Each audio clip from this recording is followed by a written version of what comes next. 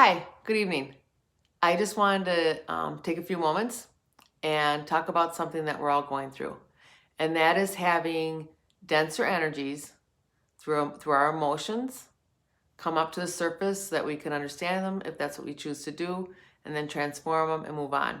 Because the lower vibrations, the lower densities, the thought patterns, the judgments that aren't in our best interest, and they're the ones that are not do not have self-love in it and don't have compassion in it. It's judgments that no longer serve us or serve the rest of humanity. That's what we're moving beyond, and we're transforming them.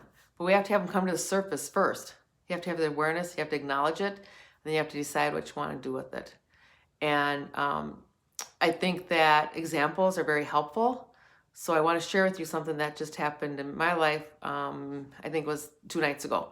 My husband and I were playing Yahtzee, just playing a nice game of Yahtzee, and it was kind of a quiet day for me anyway. I think I'd been just pretty reflective of myself that day and watching and observing things.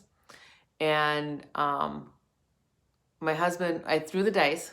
I just want to remember how this happened. I threw the dice, and before I could actually look down and count the number of dice, there's 5 dice in Monopoly, my husband had counted them and blurted out the number for me.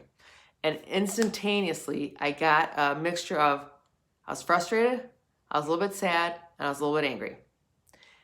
And it kind of just came up. I didn't really do anything with it. I just kind of got quiet.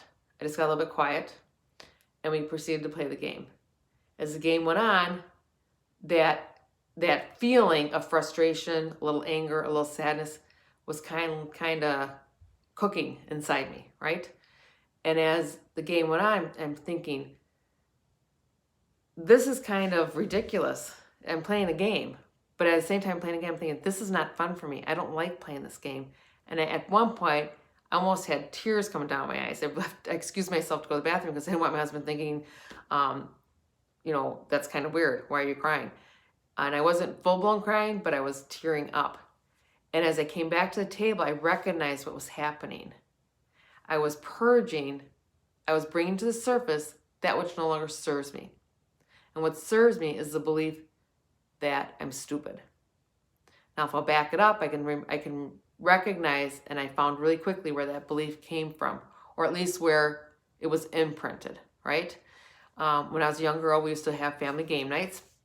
And one particular game night that stood out in my mind, I was maybe 5 or 6 years old, and I was playing Monopoly with, I have 2 older brothers and 1 younger brother. And one of the things I liked about Monopoly was I could read my cards, I could read the states, I could do all that, but I liked having the little dog, and I liked, picking up my dog piece and counting 1, 2, 3, 4, 5, 6. That was kind of fun for me, right? I was 5, so that's what, when you're 5, that was, at least in my 5-year-old world, that's what was fun.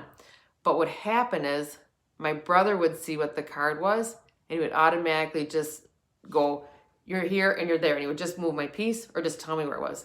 And it kind of deflated my ego, I guess, but it took away my fun. And it happened consistently. It wasn't just that one time. But my thought was, I'm slow. They get frustrated with me. They didn't want to give me a chance to count. They didn't want me to chit chat. It wasn't a social game. It was a game for competition. It wasn't. It had nothing to do with. And the reason I wanted to play games was to have social interaction and have some fun with my family.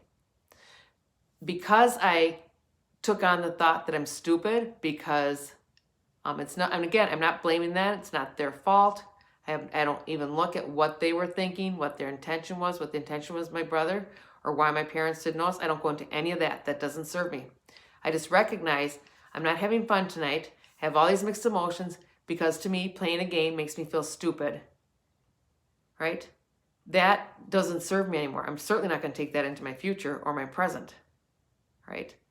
So I quickly recognized that. And I actually didn't even, I want to back up a minute. I didn't actually recognize what that all was. I just was feeling a little, I was kind of wondering what is all this about? I'm playing a game. Why is all this emotion come up? I got up, looked at my husband, and I said, I don't like playing games. They're no fun at all. And immediately I thought, they're stupid. And I thought, the games playing a game's not stupid. I don't like being made to feel that I'm stupid because I can't keep up with my brothers, or I'm not allowed to go at my own pace, or the fun's taken out, or whatever. I could go down a whole rabbit hole. But I recognize that I don't like being made to feel stupid. And then that became an imprint in that moment. And then it became something that was repeated within my life of either not trying something, holding myself back from something. See, once it's clear, you don't quite really remember the whole context. But I know that became a repetitive pattern where I wouldn't do things, or I would get in a situation and that feeling of stupid would come up, and it would be anger, frustration, and sadness. And I didn't know what to do with it, so I just shove it down. No more am I shoving things down. And I know encourage you to no longer shove your stuff down because it's not helpful. What I did in that moment is I looked at what the emotion was, what the thought was, because there was two things, the emotion and the thought. And then I just kind of like, okay, I know what this is. Is this something that serves me? I immediately decided this does not serve me. I'm not taking it back. I send great love to myself, to the little girl, to the 58-year-old lady that I'm now, that I'm not stupid, that I know how to have fun, that I can engage, understand what it is to have fun. I know what it is to have fun. I know my own intelligence. I know my own wisdom. And literally, I kissed that thought that I'm stupid. I kissed it goodbye. Literally, I kissed it goodbye, and I said, you are not going forward with me. You no longer serve a purpose. I do not need to hold that vibration in place for me.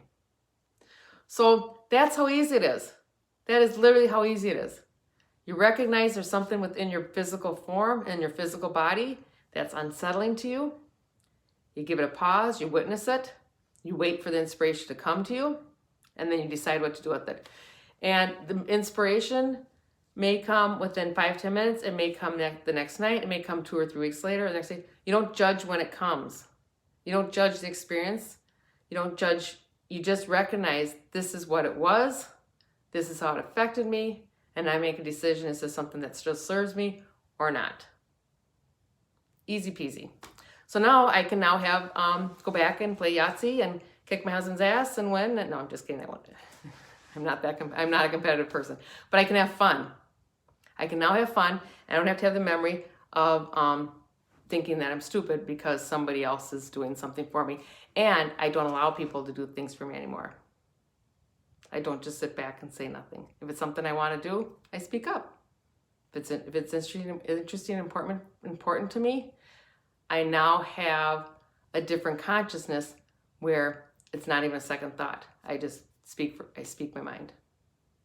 So I trust that this was helpful to you.